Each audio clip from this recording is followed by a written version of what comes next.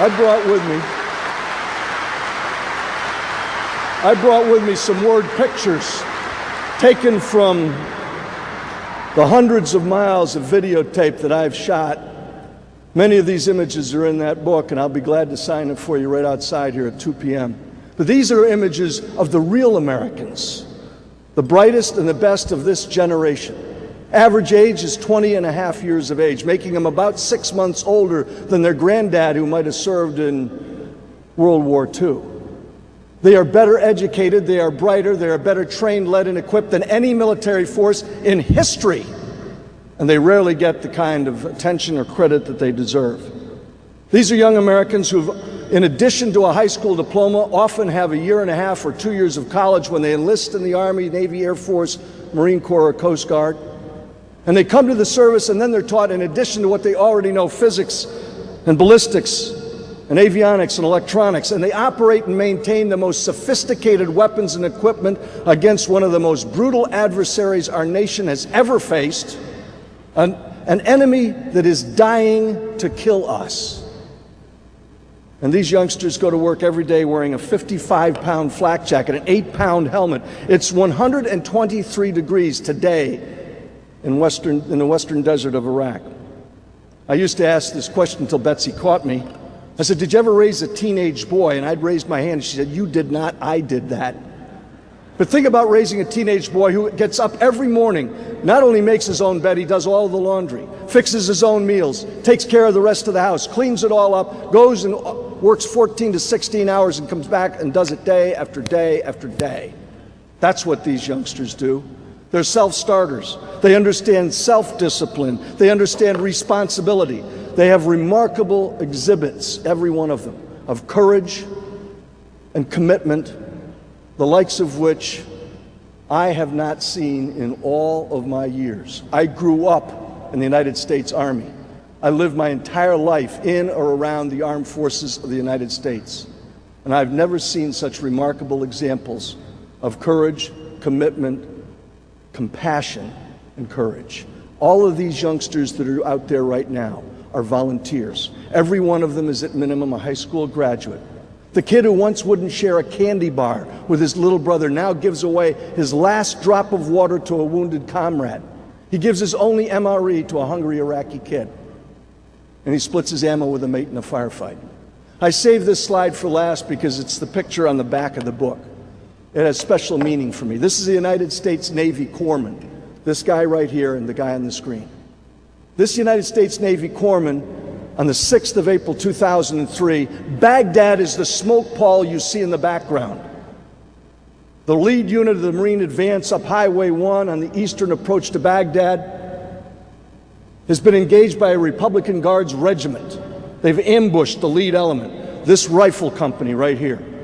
The gunfight you see is going on right behind the Navy corpsman, who's carrying the third wounded fighter off the battlefield. The first two were U.S. Marines, badly wounded, already battle-dressed, on the helicopter, wrapped in a shock blanket, started a blood expander, put these inflatable tourniquets up over these shattered limbs, and then the third one right here. By now, I'm standing on the ramp of the helicopter. Off to the right-hand side, as you look at the screen, is a foreign news crew that had come running up to see what was going on. Why is this whole column of 25,000 Marines held up? And the Reuters news crew sets up as the corpsman, this medical corpsman, second-class petty officer, carries the third fighter off the battlefield. He's already got battle dressings on. He's been out in what we call the beaten zone. I can say that to the NRA. They understand it. That's where the interlocking fire is occurring. And he's gone out and rescued this fighter as well. But if you notice, that's not a U.S. Marine he's carrying. That is a wounded Iraqi Republican Guardsman. And if you look in his eyes, he is terrified because he knows he wouldn't be doing this for a U.S. Marine. And he's being carried to this enormous thing with whirling blades on top of it. And he's been badly wounded and he's already been treated. They lay him on the ramp of the helicopter. The two Navy shock trauma corpsmen aboard the helicopter put him in a litter, start a blood expander, wrap him in a shock blanket, put on those inflatable tourniquets, just like for the wounded Marines. And the corpsman comes staggering back down the ramp, going back into the gunfight. And the Reuters news crew off to the side yells, "Hey, mate, what did you do that for? Didn't you notice?" In other words, you stupid American. "Didn't you notice he was wounded?" And the corpsman shouts out, and I just get it because I'm running behind him with my camera. I can just barely hear it over the sound of the gunfire and the helicopter. Didn't you notice? I have to put it this way because it's a polite crowd. He gives a gesture. Didn't you? Fewer fingers. Didn't you notice? He was wounded. That's what we do, a-hole. We're Americans.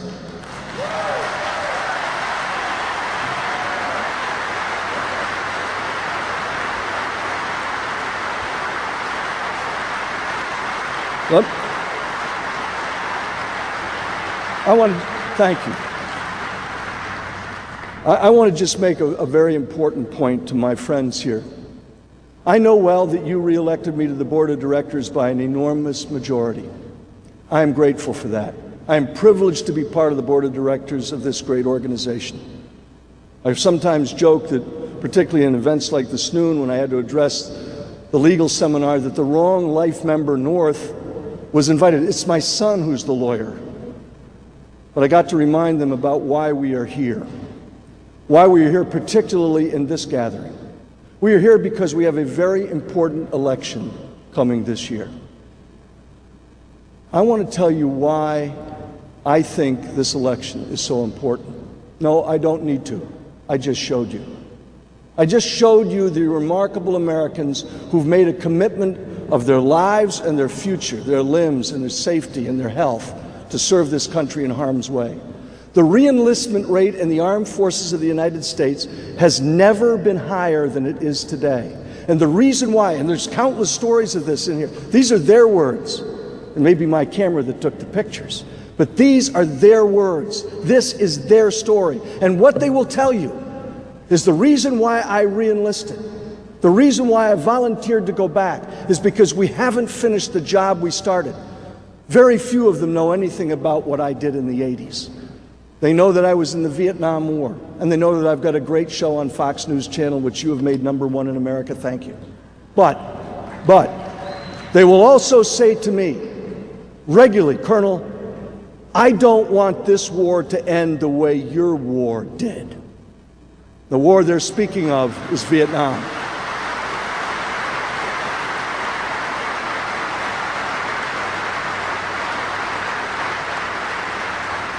I've been back now for several weeks from my last trip. I've spent more time in this war, in the various theaters of it, than I did in Vietnam.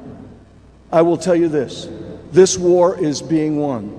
I will also tell you this, the only place this war, the war against radical Islam, can be lost is in Washington, D.C.